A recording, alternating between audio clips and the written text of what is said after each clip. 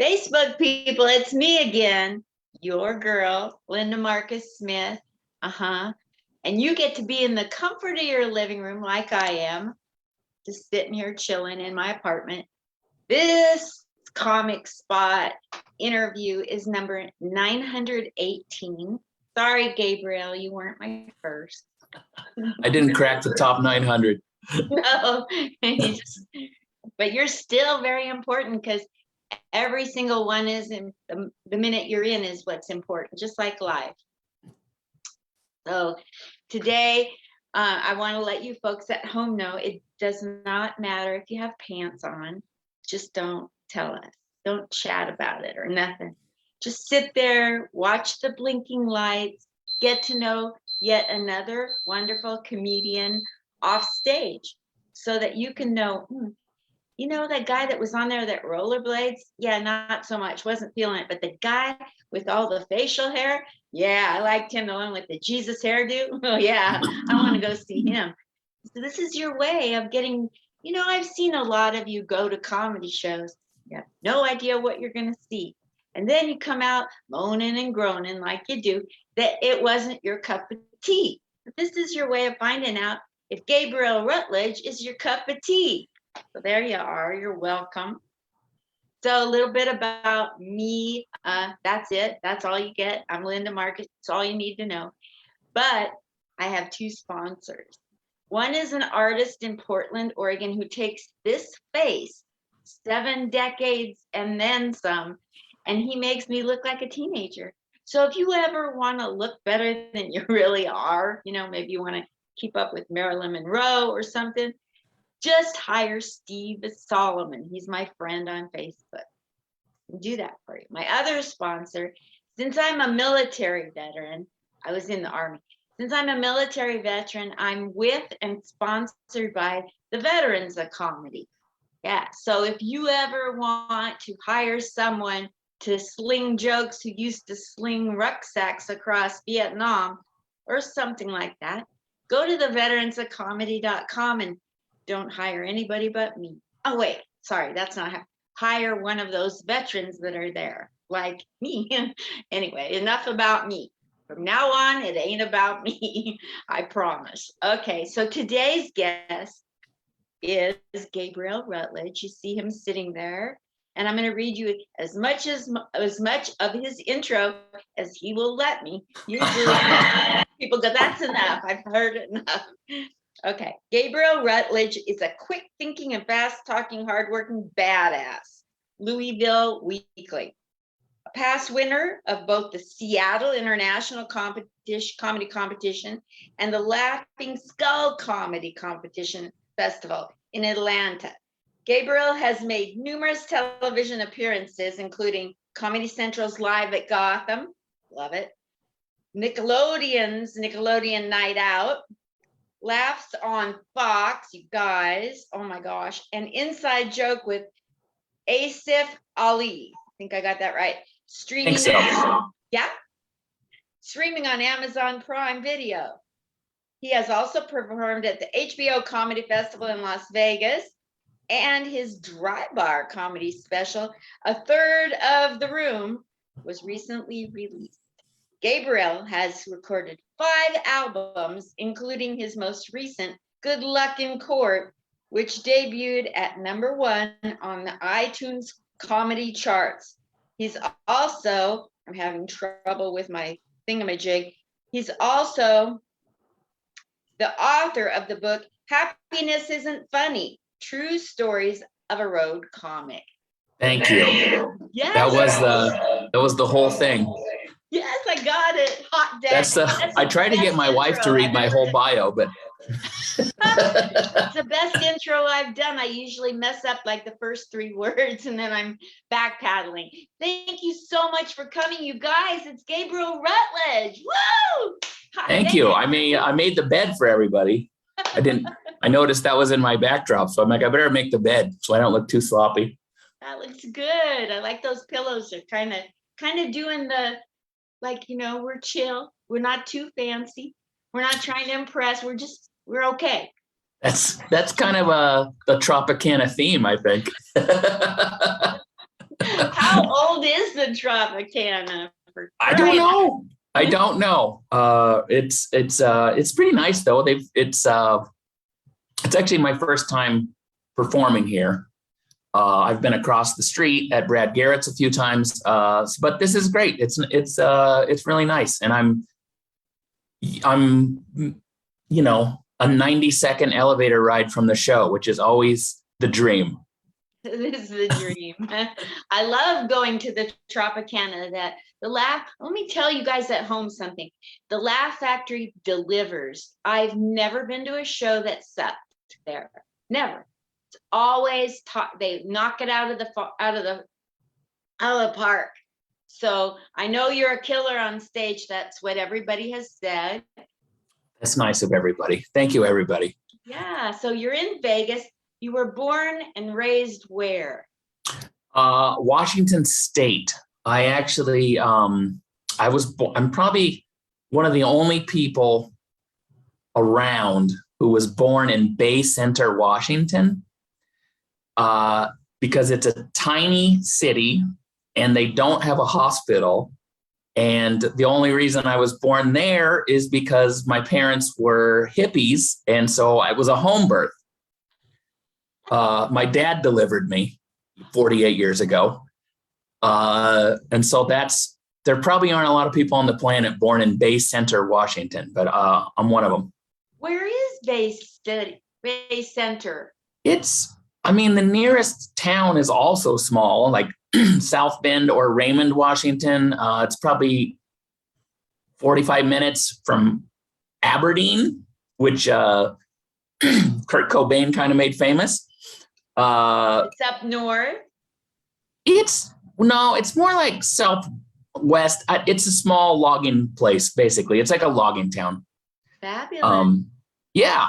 And so my parents are not, it's funny because my parents, they kind of lived on a commune and they lived out in the woods and they aren't anymore. They're actually pretty, religious people now. But my middle name is Antelope, which is sort of a reminder of that time, right? Yeah. It could be worse. You could be named Peekaboo Street. It could be a lot worse. And it's also a middle name, so it's more fun. I don't have to have that conversation when I don't want to, What's the A stand for? What do you think it stands for? Yeah, exactly. So what's it like being from the Seattle outskirts and now being known all over the country? Well, where I live right now is Olympia, Washington, which is about an hour south of Seattle. And even Seattle, no one moves there for show business reasons. No. There's a lot of places to work. There's comedy clubs, there's casinos, but it's not very connected geographically or any other way to show business. So it is kind of, I was just walking around today and I saw my giant face on the Tropicana board. And I do kind of get that feeling of like, I live in Olympia. I'm not supposed to be here. But don't tell the Tropicana that because but I do kind of have that feeling of, I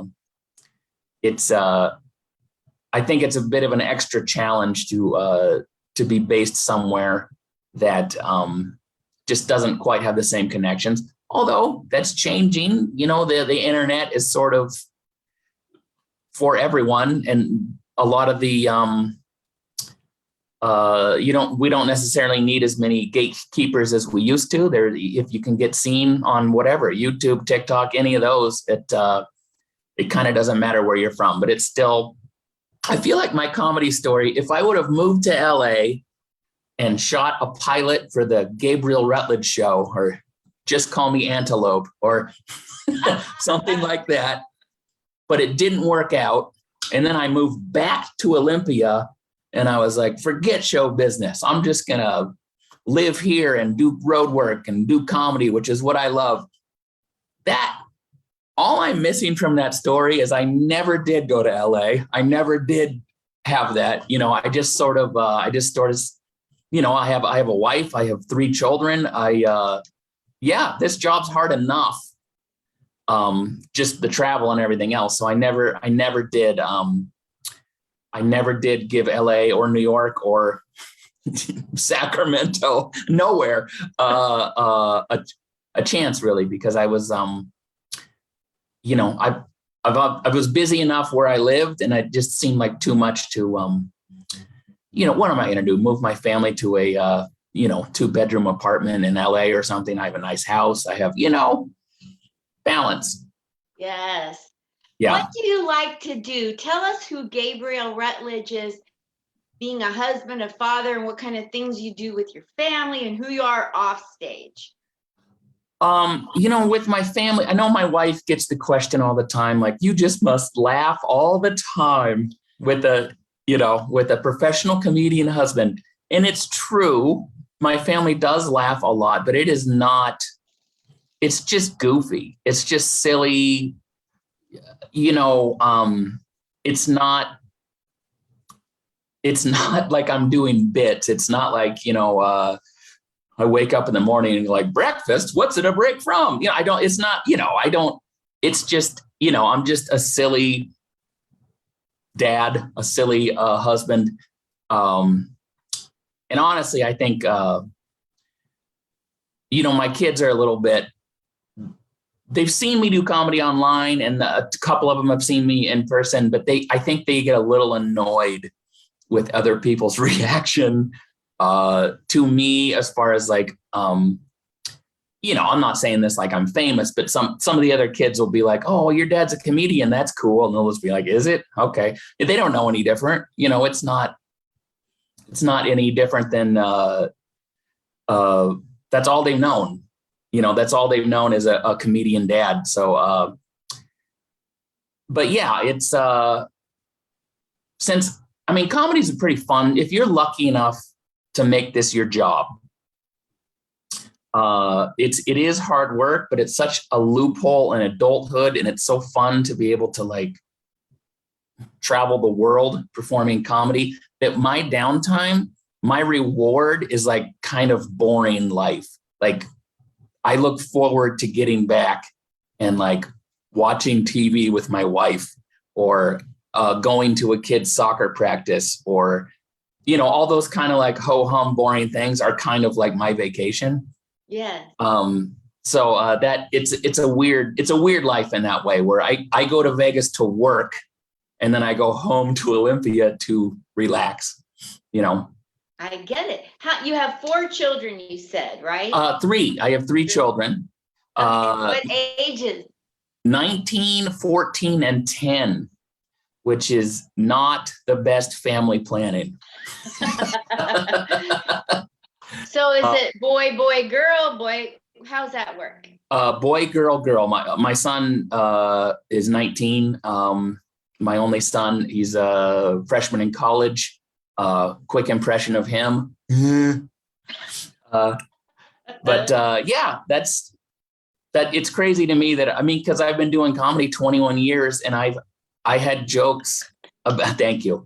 I've had jokes about my son being born. I've had jokes about when he was a toddler. I've had jokes about, you know, whatever, him playing soccer or different things. And now that, you know, now I have a couple jokes about him being in college, and I just can't believe. That's one of the fun things about comedy, is it's almost like this documentation of different phases of my family's life, you know?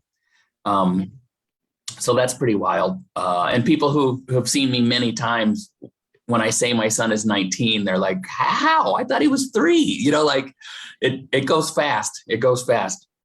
That's the way I feel about losing Betty White. You know, when did she get old? Yeah, that's true. Because I mean, the first time I watched the Golden Girls, I thought she was old. And that was, when was that? 30 years ago or something, you know? Which, by the way, that show holds up. I don't know if you've watched Golden Girls, but it is so funny. It holds up better than so many, like even Friends. Like you watch Friends and you're like, I get why it was popular, but it doesn't quite translate to like now. Some of the references are, I don't know, it's just weird. It's a different, or even they would make fun of Monica because she used to be fat.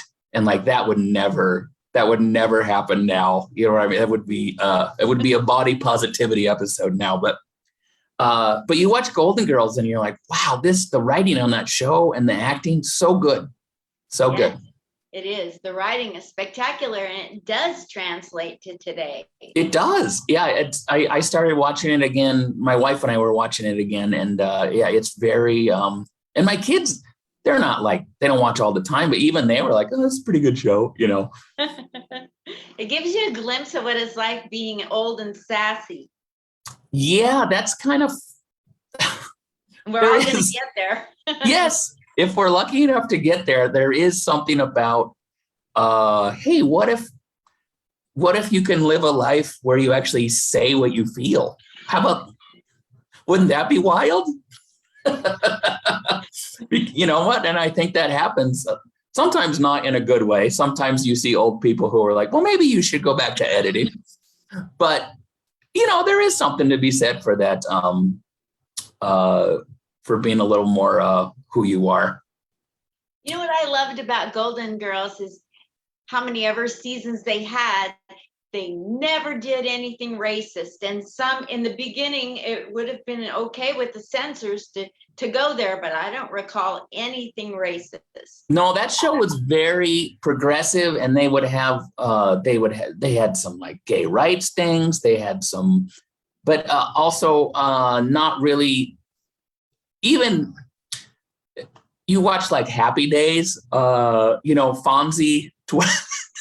How old is this conversation gone? But you watch like Fonzie. He started being like a civil rights marcher. I don't know if you remember that era of Happy Days. No. And I guess you're like, you look back and you go, that's cool. He was on the right side of history, but it's so corny and so dumb that it almost is cringy. But Golden Girls, they seem to avoid that. It seems to be pretty well done. And I also love, the amount of boyfriends those old ladies had. The amount of men that came swinging through those kitchen doors was pretty funny. Who is your favorite Golden Girl? I am a big B. Arthur. I think she's the glue on that show because, you know, there's she's sort of all of us because she's the not crazy one. Right? So I think we're all identifying with her. Like she's surrounded by all these, you know, her crazy mom and Rose, who's not the brightest, and, you know, what was the other one? The promiscuous one. I can't remember her name, but Rue McClanahan in thank you. Yeah. Yeah. So I think Blanche. I think we all have a little more Blanche in us than we want to admit. But yeah, I loved her on that show. The lines they had. I know. It's it's a really good show. Yeah. And I don't know if I don't know. I can't see a show like that happening now. I can't, but maybe. You never know. Things change, but I don't really see a show like that happening. I was really saddened when I heard that Blackish got canceled. Yeah, I can still go back and watch it. I know a lot of people that love that show, but I just think it's there's not that many. Last time I was at Brad Garrett's across the street, right over there at the MGM, I walked past the CBS store. The CBS network has like a store, and they have all these posters and memorabilia from all the shows on CBS. I didn't know any of them. I'm like, I've never heard of this show in my life. I gotta Uh, go there. I might know them. I knew a few of them, but it's just it's so different from when 20 years ago, where I remember the new fall would come and we'd be like, new show time. What are the new shows going to be? Or a new season of whatever it's going to be. And it's just so different now. Network TV is just not, it's just not what it was, which is fine. It's, it's the same with it being a comedian. There was a time when being on Netflix was probably the best thing you could be on.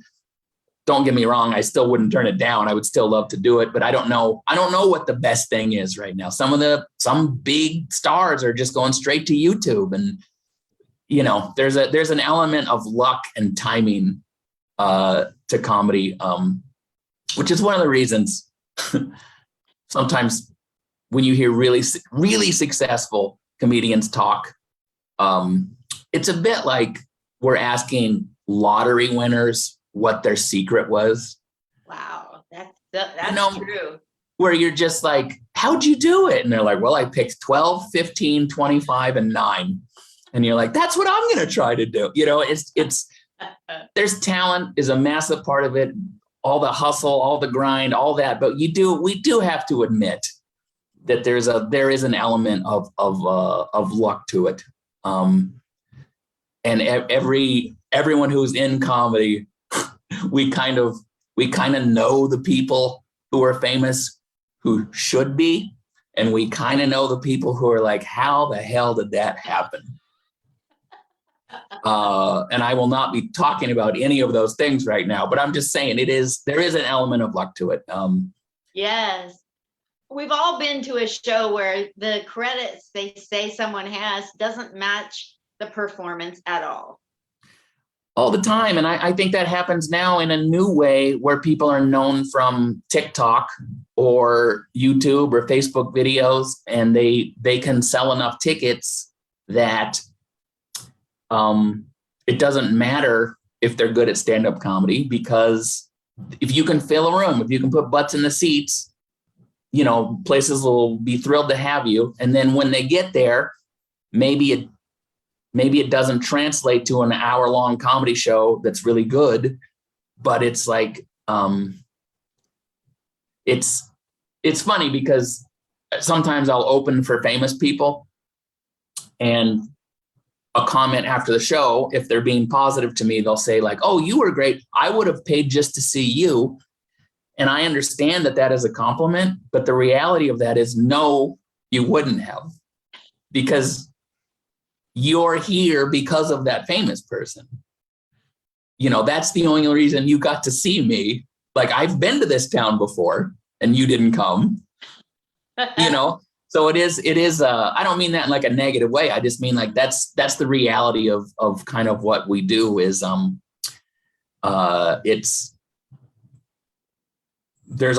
can get as good as getting good is still important. Being good at comedy is still important, but there is a fame aspect to it. And also Vegas is a little different because it's a tourist spot. People are coming. And so Vegas, they can kind of go, let's just get funny people. We don't necessarily need to book the most famous people in the world or a viral TikTok star. We can book Gabriel Rutledge. He's been around a while. He can deliver, so that's kind of nice too. Yes. Well, let's go back to your childhood. I am trying to get a feel for who you were growing up. Were you quiet or were you the class clown? What were you at home and at school? I was funny. I don't think I was class clown in the sense that I have all these memories of saying something and everyone laughing, but I didn't realize they were listening. I have a lot of those memories. But yeah, being funny was like I felt like that was my role. And I'm the middle child. My older brother is a little more serious, a little quiet, a little shy.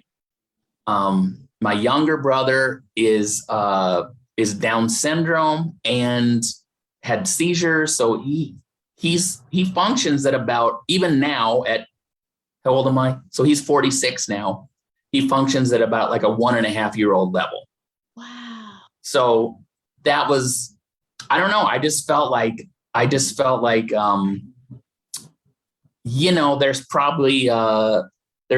an element of my personality that it's like, my little brother was sick a lot. So that caused tension. My dad's quiet. My brother's quiet. I really feel like I got to step in here. Someone's got to say something in this family.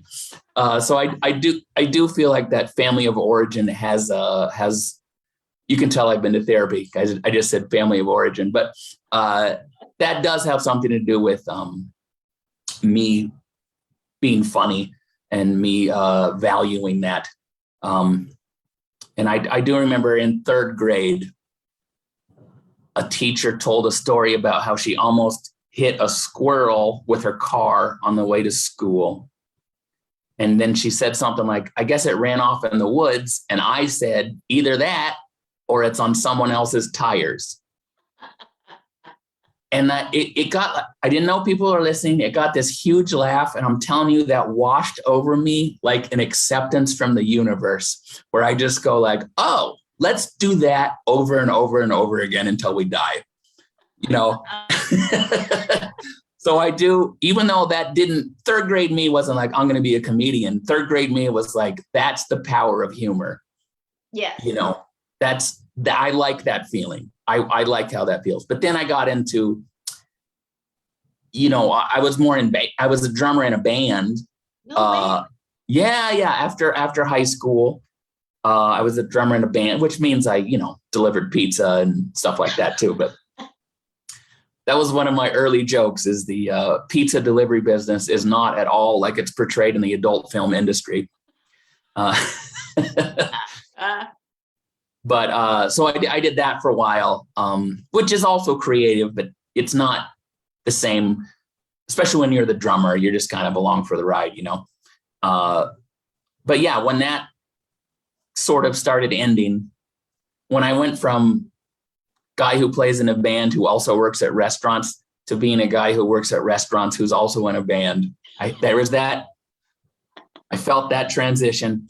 So that was kind of coming to an end. And that's when I went to my first open mic. I was 26, almost 27, but and I started in 2000. So what club did you go to, and how was your very first time on stage? It was the Comedy Underground in Seattle, which has been around forever. Unfortunately, did not make it through the pandemic. Who knows? Someday it may reopen some other location, but it's not there anymore. And my first time on stage, it went well enough. I wanted to go back for sure. I think it was like I was reading a humorous essay a little bit. That was sort of the tone I had. Like, it was clearly a thing I had written out and memorized. But again, it went well enough that it's like, oh, okay, I'm going to keep going back. And it was so exhilarating, and the nerves, and it was so terrifying, and the relief and all that. It was that part was kind of addicting. In a way that music had never been for me. Yeah, because I don't know, when you're playing music, if people don't like you, you go, hey, we're not the right style for them.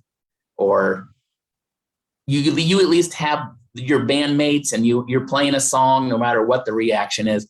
But comedy that it's such a personal rejection when they don't like you. It's not like I don't like comedy. It's like, I don't like you. And so that was so, and the opposite, when they do like you, they like you. And so that was very exhilarating for me. I made my wife come the first time when I did it. And she was like, I don't know if that was a great idea. She was more nervous than I was, I think.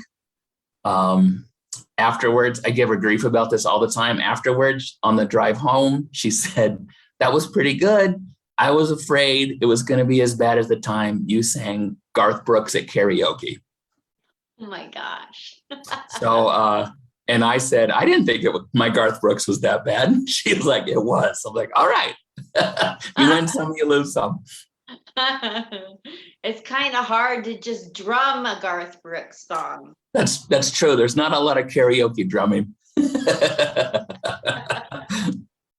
My favorite part of any band is the drummer. I'm a huge Ringo fan, you know. And well, you should be. That's what's great about drumming is it's so well. I guess it's great about comedy too. Is when it's so instinctual. Like you don't really. There's less thinking when you're drumming. You know, there's not like you just sort of play what comes to mind and then you remember it again. And that is kind of what comedy is like. But comedy's a little more structured. It's a little more exact as far as wording and things like that. But it's, yeah, I guess the good part about comedy is it's all me. But the good part about being in a band it wasn't all me. You know, it was kind of nice to be on a team every once in a while. Although not when we got paid and had to split up the $100 three ways, then it's not. So when you're doing your performing, I like to ask this of people that I think will give me a unique perspective. When you go into a comedy club before the show starts, different comedians have different ways of reading the room. So what's your take on that? Or do you just ignore it and do your thing? I do less reading of the room than I think most people think. I do. Look, I'll look out. First show last night here at the Laugh Factory, it looked a little older. I go, okay, I'll do. There's a couple jokes maybe I won't do that I was planning on doing. Second crowd was a little younger. I'm like, this show, I'll do those jokes I didn't do. But it was like, it's not as much adjustment as you would think. It's not, I'm going to the South, and so they're not going to get these jokes. I'll have to cater everything. I'm going to the Northeast. These people are old. These people are young. Unless they tell me to be clean, if I have to be PG, then yeah, I make adjustments. But for the most part, I just, it's eventually you just, no matter who's in front of you, the overall thought is like, they're going to like me. I'll get them on my side. I'm not going to say, you know, I'm not going to make too many adjustments. Sometimes I was in Canada recently for the first time in a couple years because we weren't allowed. And I have a joke about Coinstar machines. And I started the joke. I was in like the Vancouver, Canada area. I started the joke. I saw very blank stares. And I go, do you guys know what a Coinstar machine is? And they were like, not really. And then I explained it and they're like, we kind of know what that is. So that's an example of a time I should have made more adjustments. I mean, it was kind of funny anyway. It was kind of funny the miscommunication was kind of funny, but there are, you know, there's not, you know, I've done comedy in Pakistan. I've done comedy in Dubai. And you do think about it then. You think about how much of this is going to make the plane ride, you know, because there's so many, a lot of it is like when I was in Dubai, I'm like, okay, relationships, children, big topics, not specific cultural references, you know. But yeah, even, you know, the world's a little, I'm sure compared to 20, 30 years ago, it was probably a lot harder to do comedy in Dubai, but the world is so connected with, even with references, and people know a lot about American culture, even if we don't know it about their culture. So it's, yeah, that was a long answer, but in general, there's less adjustment than I think people think. I just go out and, you know, through sheer force of will, Yeah. get them I on like my how you side. explained it, where you're going to get them on your side. And that they're going to like you. And that's such a positive mental attitude to have that some comics don't have, and they fold under the pressure. Laughter is it's an involuntary response when it's going well. You can hear a forced laugh. You can hear a laugh that means the comic paused at this time, so we're going to chuckle because that's what we're socially obligated to do, and an actual laugh. So if it's like, you know what I mean? It's just, it's if you get them to laugh, it sounds like they're my enemy, the audience. It is a confrontational aspect to it, but like when I say my first joke and it gets a laugh, it feels like, okay, this sounds bad, but like I own them. These are my people now. You know what I mean? I can do, you know what, this is going to be fine no matter what happens when that first laugh hits, or maybe the first laugh is not quite where I want it to be. And sometimes it never is, but that feeling of like, it's rhythm and timing and all that stuff more than what you're saying. They can talk about what they might not have agreed with on the car ride home, but I think in the room, it's involuntary. And I'm not edgy, by the way. I'm not saying anything that's like, I don't bring up politics or any of that other stuff, but it is, it does. Yeah, I do. Just for my own mindset, I kind of go out and I think on stage, I think of myself very highly. That's good. I wish off stage I had the same mental thoughts, but like on stage, it's just, I'm sort of like, I'm talking myself up. I would never translate this energy to the audience, but I kind of tell myself these people are lucky to see me. Not that I'm so amazing, but I just mean that the headspace I get in to be like super confident, to do something as ridiculous as travel the world and say, listen to me talk. I have to get into a headspace that's like, oh, this is going to be amazing. This is, they're going to, and now it's fragile. When it doesn't go well, I go, you're right, I stink. But if it goes well, then my bravado pays off. But I have two quick questions, and then I've got a long one. So all right. every comedian I've talked to has a joke that's never worked, and they're not going to give it up, and they're going to find a way to make it funny.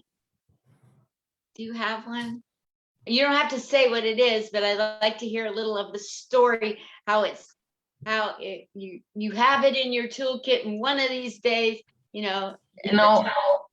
the first one that came to mind is, I would say it's not that it never worked, but it would be like, it was a quick enough line that it didn't matter. It didn't derail the show if it didn't work. But I would say 1 out of 5 times it would hit the way I wanted it to hit. And the line was, I said, I was talking about something about being married. And then I say, I'm not a marriage counselor, and I've been told that by a marriage counselor. That was the line that I thought was so funny that 20% of audiences agreed with. I love it. I love the jokes that people don't seem to get, because a lot of times they don't get them because they're smart, the smart jokes. Yeah, it's hard, especially, late show, everyone's been drinking. It's hard to be subtle. It's hard to make people think too much. So I understand that. Yes. So here's my other short question. Okay. You said you went to Dubai, etc. Mm-hmm. So have you entertained the troops?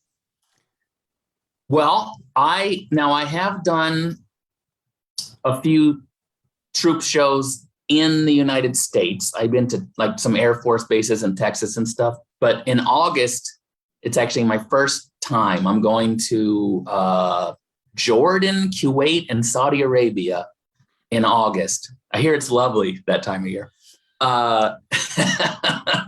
to do stuff for the troops. That's going to be my first overseas trip to do that. So I'm excited.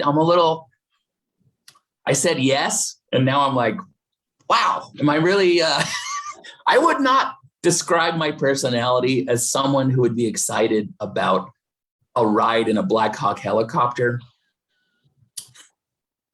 So I'm gonna have to see what happens, but I am excited to do it. It'll be fun. I can't wait to hear how that goes. Will you please let me know how that went? Absolutely, I will. Absolutely. Like your favorite part and something that a soldier said to you. I gotta know. I get all the clout. Yeah. I can't wait. I can't wait to do that. And that's another example of a time where I'm like, what jokes do I do? That's another time where you're you're not sure what topics you should be doing. But yeah, I'm excited. I'm excited to do that for sure. Have you ever watched old clips of Bob Hope? Of course I have. I have. And it's so funny because we look at that now and it's so dated. It's so like kind of corny, but they were just like, they were loving it, and then they would literally go, and now here's a pretty lady. And then someone would come, dancing out, and they're like, yeah, which is it's so funny. But yeah, Bob Hope would be doing like jokes about the president and stuff, like sort of topical. It was very funny, but yeah. And there's some great video of like Robin Williams, I think, was doing something for the troops, and there was like something happened where everyone came to attention and stopped, and so he was talking about that. I'm looking forward to it. I'm looking to forward to having my own little moments, because I don't know what to expect, and that's kind of fun. That's kind of fun to still be doing comedy and not know what to expect. Yes. Now I want you to talk and tell us, like from the time you've been doing comedy to now, some of the highlights, lowlights, the good, the bad, advice to young comics coming in, advice to people that go watch comedy, anything like that about comedy. This is your TED Talk time. Oh no. Let's see, highlights. I mean, it's funny because a lot of the stuff that is on the poster, like Comedy Central or whatever, when it was over, I was thrilled that it happened. When I got the opportunity to do it, I was thrilled that it happened. But the actual doing it is pretty nerve-wracking, especially, when I was younger in my career. So a lot of the stuff, the contests I won, my first thought after all that stuff was relief that it was over, because it was like the buildup is so much and you feel like so much is on the line. And if you're in a comedy contest, no matter if it's an open mic one or if it's a big national one in front of industry, it feels like you're competing to stay in show business. And if you lose everything. And it's not the case. It's really not the case, but it feels that way when you're doing it. And so a lot of the, I guess it's not necessarily on stage, but I wrote a book, and I'm proud of that because it was so hard. It's so hard to write a book. I don't know how commas work. So there, things like that I am proud of. I'm proud of just sticking around. I'm proud of, I'm proud of living in Olympia, Washington, and still being a national touring headliner. I'm proud of a lot of that stuff.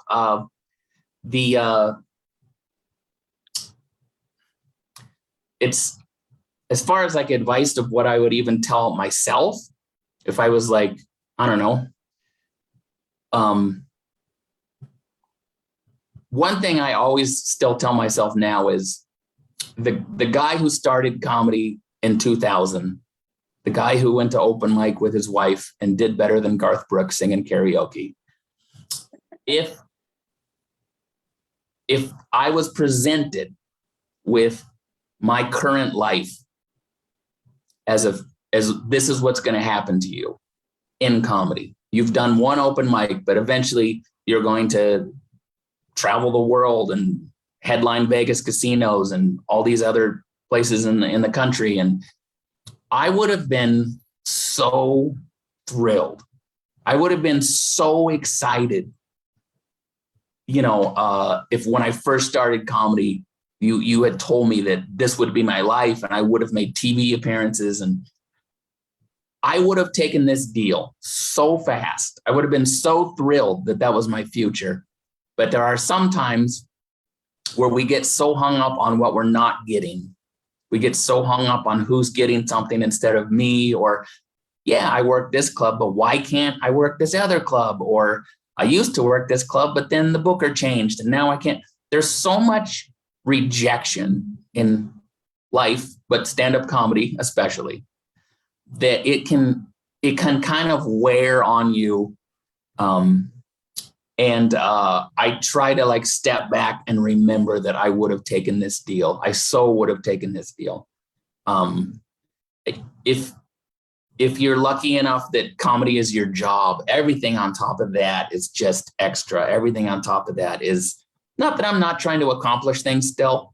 But it's especially coming out of a pandemic, just shut up and enjoy your life. Yeah. That's really what I'm trying to do, Absolutely. So, the Jewish people, I'm part Jewish, and the Jewish people have a saying, a mantra, that they're going to live to 120, as if anybody wants us to. And so say you live to 120 and money is not an issue. What must you accomplish before you kick the bucket?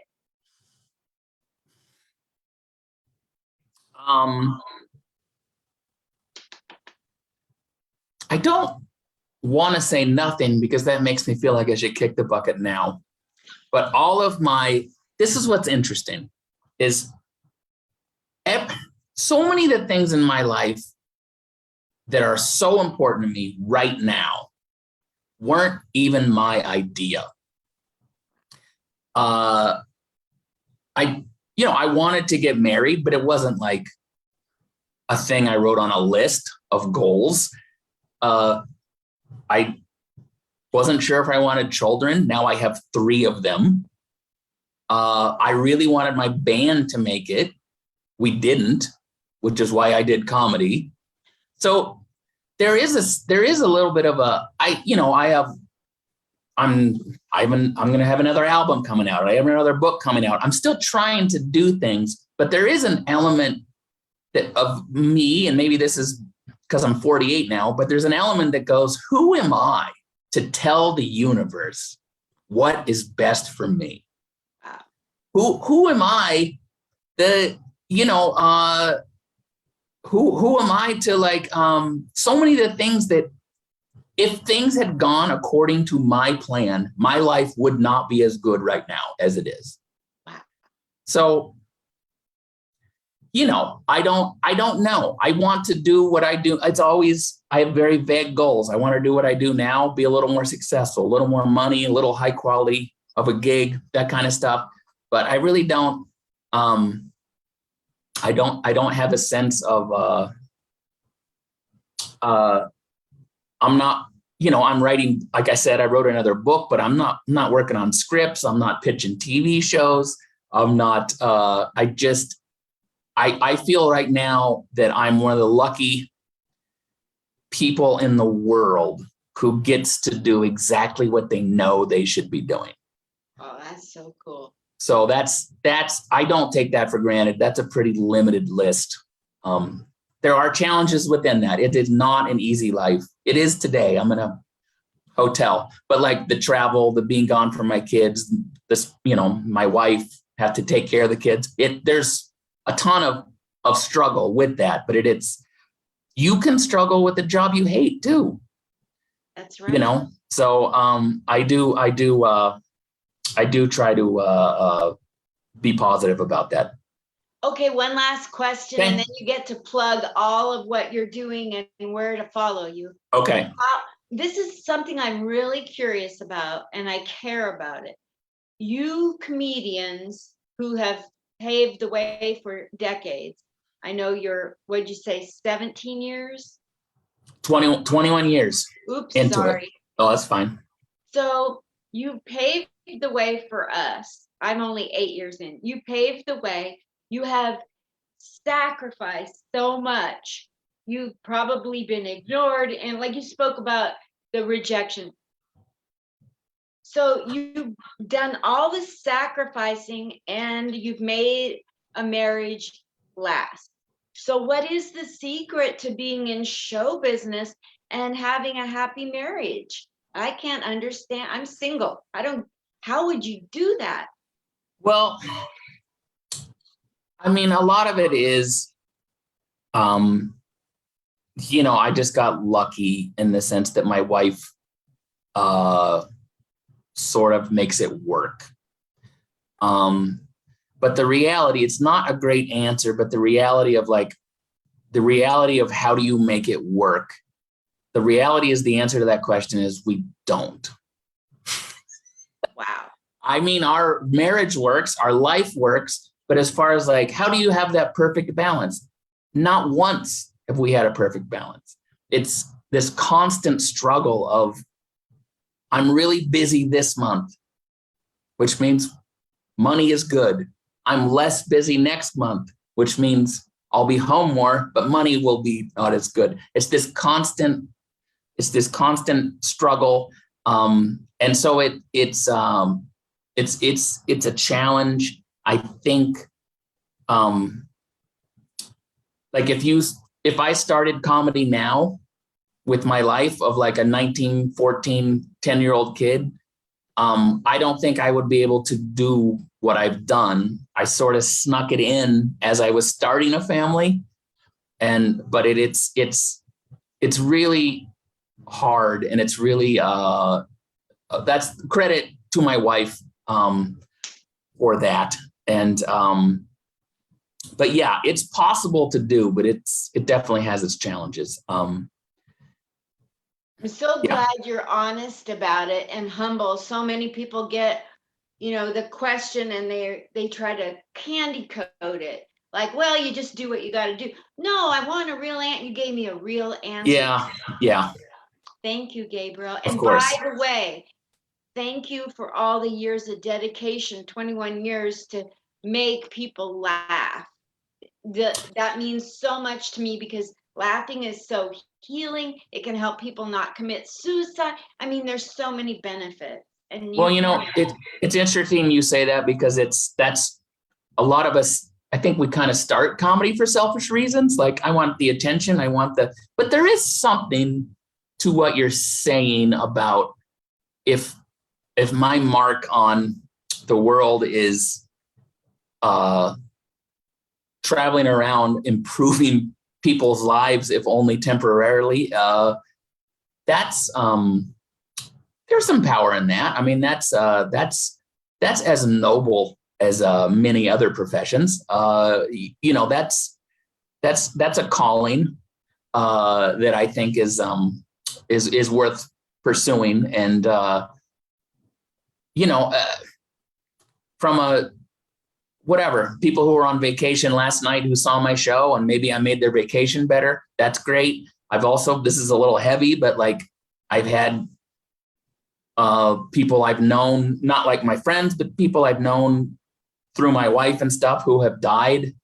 And I did have the thought that the end of their life, if they were to add up all the good times and the bad times they had in their life, my show would have been an hour in the good times. And I think that's worth something. I think that's worth something,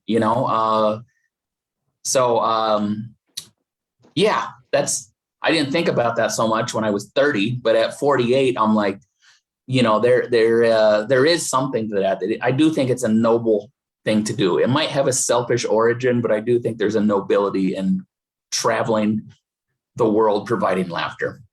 Amen. I couldn't agree with you more. So now you get to plug where you're going to be performing, including tonight.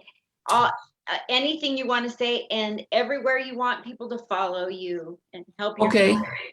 Yeah, I'm here at the Laugh Factory through Wednesday, and then Friday I'm at something at the House of Blues, and then the Dirty at 12:30, which is what casino is that? South Point. Thank you, South Point Casino. And I guess, what should I plug? GabrielRutledge.com is my website. I have TikTok, I have Instagram, I have Facebook. I have 2 full-length specials on YouTube that you can go watch. I have a podcast called The Drive Home with Gabriel Rutledge, which is me driving home from gigs, recording. I love that. No cameras or anything, nothing crazy, but just me recording. And so I have that, and I have a bunch of albums. I have a book. I have a children's book for adults. Can we swear? Yes. On this? Okay. I have a children's book for adults called There's No Fucking Way You're Getting a Pony. And so those are on Amazon, but I guess GabrielRutledge.com will get you all the places you need to go. I love that. And so that tells us we're in. Yeah, that's everything. I mean, you've done it all. Thank you so much. We're kind of sort of at the end of this interview, but do you have anything you want to add that I didn't add? Are you going to drive home and get on your podcast and say, that bitch didn't ask me? No, not at all. Not at all. I appreciate you having me on and making me think about some of these. I like thinking about comedy on a little deeper level. So I appreciate it. Thank you. Thank you so much. Gabriel Rutledge, everyone. Thank you Thank so you. much. Bye. Bye. Bye.